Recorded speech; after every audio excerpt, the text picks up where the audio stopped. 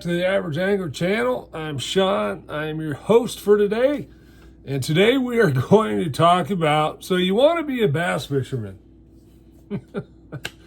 I laugh because it's, I think when we get into the sport of bass fishing, we just think it's fishing at first. And then it kind of grows on you and the addiction starts to hit. And then you end up with all kinds of stuff. What I want to talk about today is what I wish I would have known to start with, because quite honestly, in the beginning, it was kind of like buy this, buy that. Man, I can't tell you how much stuff I bought that I just wished I would have known ahead of time. Would have saved myself a lot of grief, a lot of frustration, and maybe I would have learned faster. And today we have the internet. I know for some that seems like a revelation, but when I started fishing, we didn't have the internet. We had magazines, and magazines was pretty much the extent of it, and a Saturday show. That said, I don't really recall a whole lot of advice on how to get started out there and what types of baits should you focus on and learn how to use. So today I want to go over some of that. I've put together a small assortment of stuff that I think is important to learn, and if you learn this early on, it will help you grow much, much faster. Now, I'm not going to get into live scope and fishing a minnow because, quite honestly, that's not really how I started fishing with electronics. And the first boat I bought was a Sears Game Fisher fiberglass with just a trolling motor on it. It was what I could afford, and I just enjoyed being on the water. So what I want to talk about is kind of baits that I think are important for you to learn to fish and find success meaning some confidence that when you pick it up, you're going to catch something on it, or you kind of get a grasp and understanding of why and where to throw it. Now, things have changed a lot since I started fishing, so some of these baits weren't even available back then. But I think one that I think is fairly common these days is learn to fish with stick bait, right? So this happens to be the Phat Pack Baits Phat Bat, and I can tell you from pool testing that this is the closest thing to a senko that is not a Yamamoto bait. Okay, falls almost the same rate. It's a tad slower.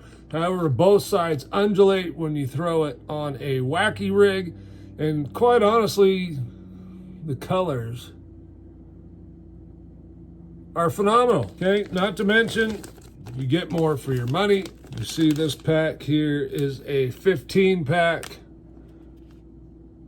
Focus, 15 pack. This color is called Purple Pumpkin Eater. It's kind of a PB&J. You can fish a stick bait so many different ways. You can Texas rig it weightless. You can wacky rig it weightless. You can Nico rig it by adding a nail weight in one end while fishing it wacky. You can fish it on a standard Texas rig. You can fish it on a shaky head. You can drop shot it if you have to. Not that I would normally do that, but there are times for it.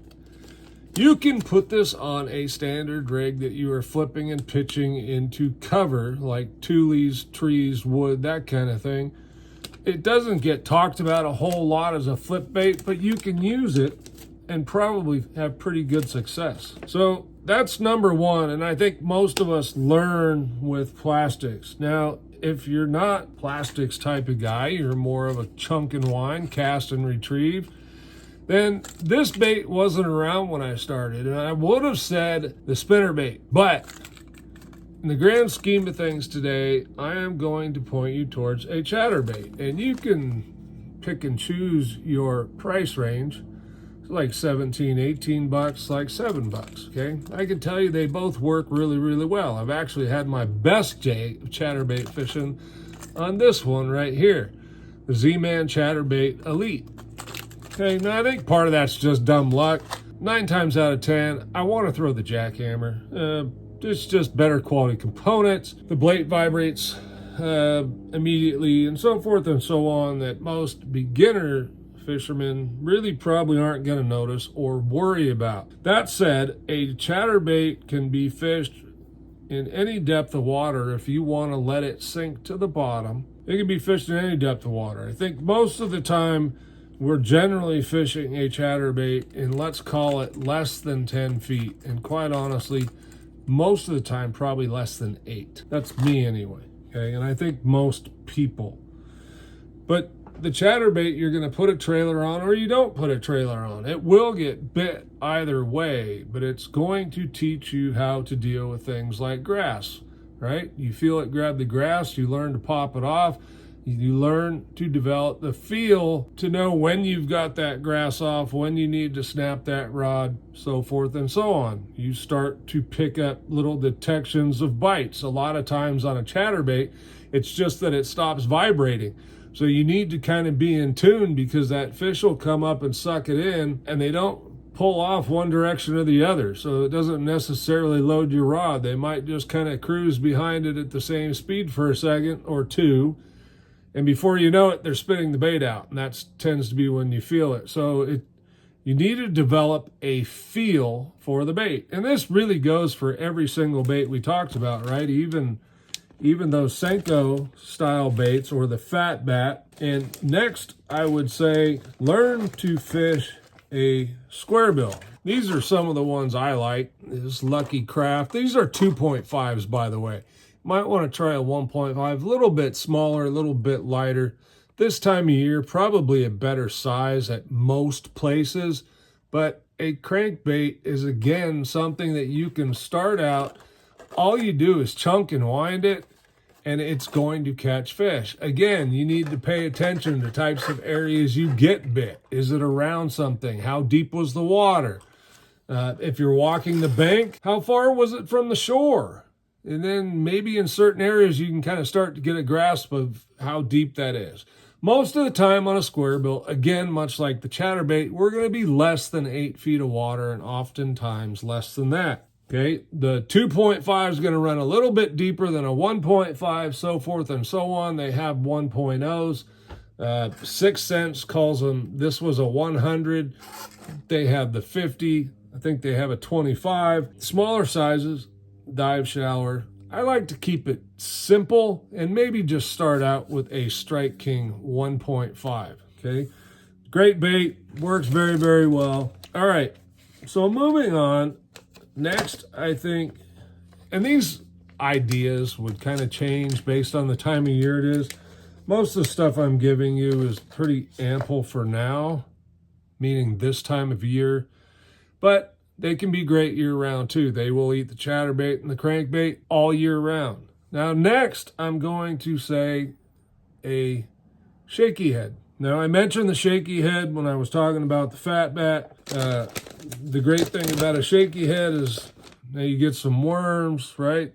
This is a Phat pack slinky worm, very easy to rig. Every species will eat it. If you want a shorter worm, hey, you just cut a little bit off the front of that and you're good to go. But again, very easy to fish. Cast it out. You want your worm straight. Cast it out and slowly work it back. If you want to shake it a little bit in place to get that tail moving, or when you slide it along the bottom, it will get some movement from the current. Again, we're going to be helping to develop feel for when it's different, right? Whether it be a bite, whether it be a rock, whether maybe you're in mud, and then the difference to rock or pebbles, so that you start to learn what kind of bottom you are fishing, because that has a big difference on where fish live and hang out. And as you do this, you'll start to find out. You're going to go, hey, I'm getting most of my bites out of rocky areas. Well, bass tend to like hard bottom places. I mentioned that in a lot of my videos. The shaky head is a fantastic bait. You can put almost anything on it plastics wise, right? You can use a worm, you can use a cross style bait, you can use a stick style bait like the senko, any number of things, including, I may as well just add this in there because it's a great shaky head bait, the Beasty Bug from Phat Packs. And don't forget, guys, I will have a link in the description for 20% off if you use if you go to Phat Pack and buy anything, there is a sale going on right now for 20% off anyway. But if you use my code, it lets them know that you heard about them from me. All right.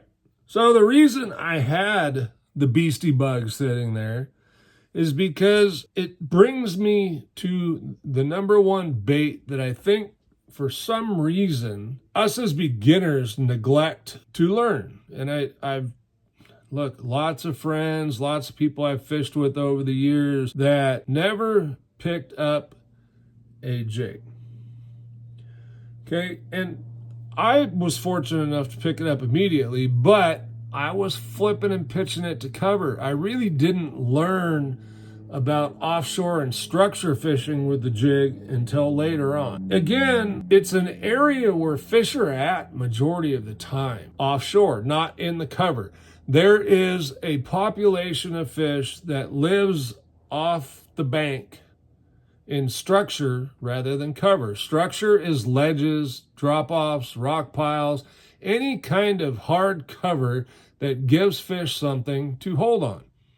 Could even just be a tree that's in the water, fallen in the water. Maybe it was just a lake that was flooded, what have you, right? But a jig is a great way to get not only bigger bites, but again, we're learning the feel aspect. You're learning the bottom as you fish it. And there's what it looks like with that Beasty Bug on it. Very similar to a crawdad. And this one just happens to match red and black. And that's that Mad Hatter laminate that I like so much because it's just a very natural color. But these are techniques that will help you learn where to throw, feel for bottom, what a bite feels like, what if they don't bite. I mean, the fish bite. It doesn't necessarily mean you're always going to feel it. So we need to learn to develop a feel for our baits and what they are doing, right? Whether it's bumping rock or, hey, it doesn't feel right. It feels a little heavy, but I'm not hung up. It's moving. There's probably a fish swimming with it. So these are all things we need to develop as we learn to fish for bass. They're a little different than some other species, and it's very addicting. But these are some baits that I think are important to learn early on, and you'll notice that several of them I mentioned developing the feel because it's something that's harder to do later on if we learn in the beginning and we really are paying attention to that kind of stuff. It will go a long ways in our development as a fisherman. Now, the other thing that I'm going to say that will help you learn is getting the right gear and quality gear. What do I mean by that? By no means am I saying that you need to go out and spend, well, depending on, a small fortune. For all these techniques, you need a few rods.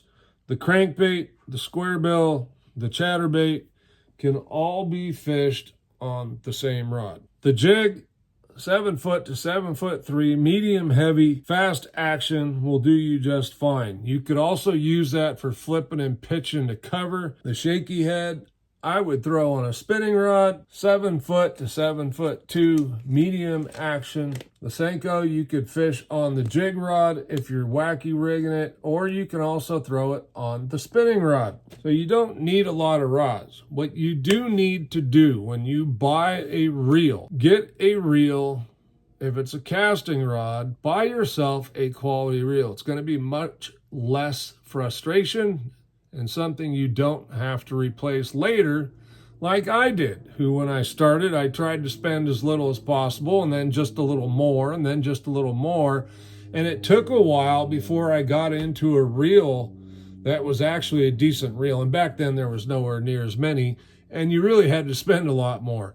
There are other videos out there that can talk about some of this stuff, okay? Daiwa, I kind of start the lineup at the Tatula lineup, okay? Shimano, the SLX. Luz also has one in that $100, $120 price range. Count on spending $120 plus on a bait caster reel. Now, there are some outliers that you might be able to get a good deal on and save a little bit.